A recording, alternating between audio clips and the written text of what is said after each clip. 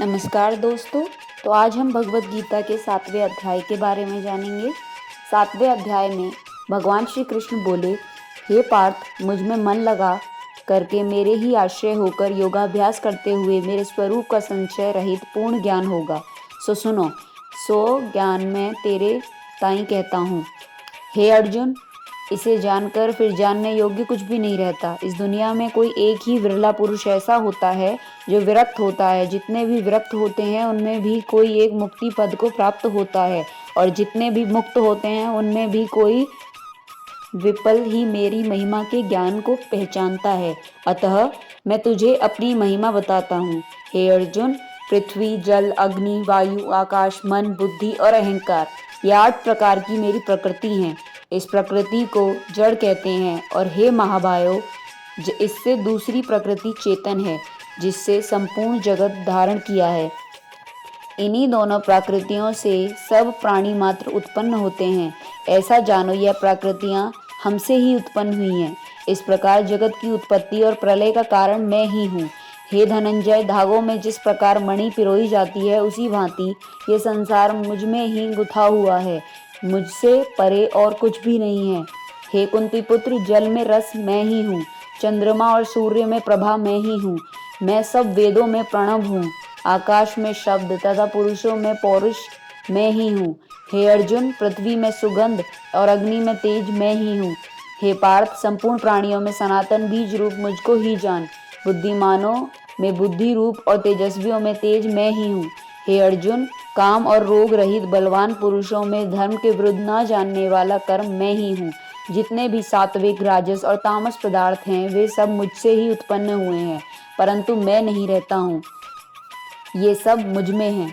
सत, रज, तम, इन तीनों गुणों के प्रभाव से यह सारा संसार मोहित रहता है। इस कारण यह इससे परे मुझ अव्यय परमात्मा को नहीं जानता। मेरी यह गुणमयी और दिव्य माया अत्यंत दुष्कर है। जो मुझे अनन्य भाव से भजते हैं वे इस माया को पार कर जाते हैं। जो पापी, मूढ़ और नराधम है, माया ने जिनका ज्ञान हर लिया है और आसुरी भाव ग्रहण किए हुए हैं, वे मुझे नहीं पाते हैं। हे भारत श्रेष्ठ अर्जुन, 4 प्रकार के जीव मुझको भजते हैं। दुखिया, जिज्ञासु, ऐश्वर्य की कामना करने वाला और ज्ञानी, जिनमें मुझे सदा एकाग्रचित और केवल मेरी भक्ति करने वाले ज्ञानी श्रेष्ठ लगते हैं, क्योंकि मैं ज्ञानी को अत्यंत प्रिय हूँ।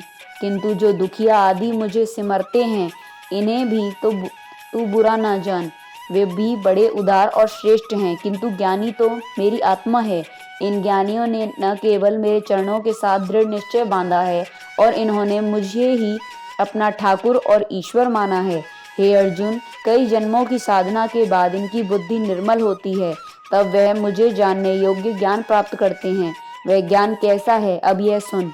जो सब जगत को वासुदेवमय समझे, उन्हें सब प्राणियों में मैं नजर आता हूँ। ऐसे ज्ञानी महापुरुष महंत कहलाते हैं। और जो मुझे त्याग कर संसार में मनुष्य और देवताओं की उपासना करते हैं, अब उनकी बात सुन। जो पुरुष कामनाओं की पूर्ति के लिए जिन जिन देवताओं का पूजन करते हैं, उन पुरुषों की उस श्रद्धा को मैं दृढ़ करता हूँ।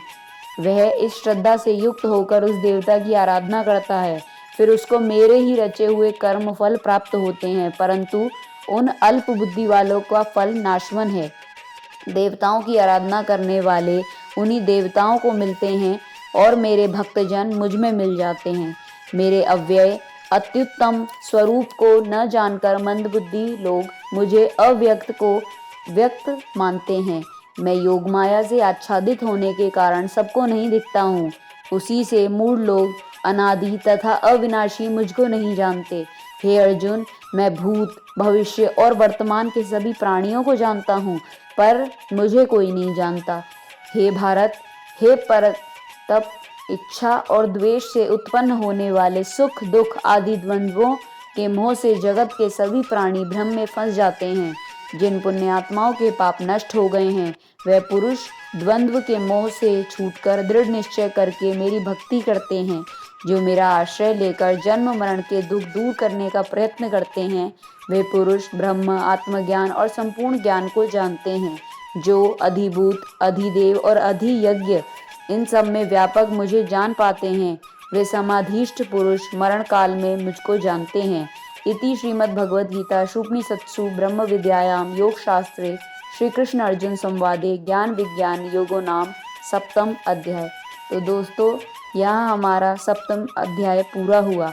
आपको ये अध्याय कैसा लगा हमें कमेंट बॉक्स में ज़रूर बताएं और अगले अध्याय के लिए हमारे साथ जुड़े रहें। धन्यवाद।